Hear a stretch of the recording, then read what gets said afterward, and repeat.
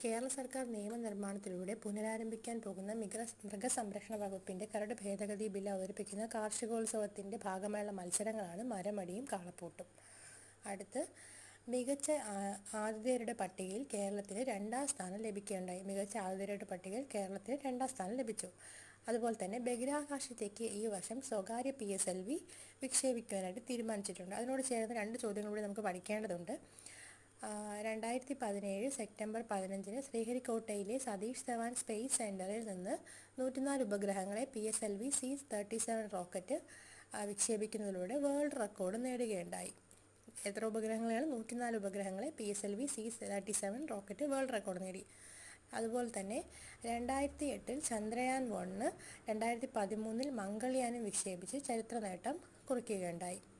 ഇത് രണ്ടും വളരെ പ്രധാനപ്പെട്ട ചോദ്യമാണ്. 2007 ചന്ദ്രയാൻ 1, 2013 മംഗൾയാനും. അടുത്ത ചോദ്യം, സ്കൂൾ വിദ്യാഭ്യാസത്തിൽ സ്വകാര്യ പങ്കാളിത്തം ഉറപ്പാക്കിയ മോഡലാണ് ഗുജറാത്ത് മോഡൽ. ആ മോഡലാണ് കേരളം ഉടനടി ഏറ്റെടുക്കാൻ പോകുന്നത്. അതുപോലെ തന്നെ കേരളം രഞ്ജി ട്രോഫി ഫൈനലിൽ പങ്കെടുക്കുകയും ചെയ്തു. ഇതിത്രയാണ് ഇന്നത്തെ കറണ്ട് അഫയർസ്.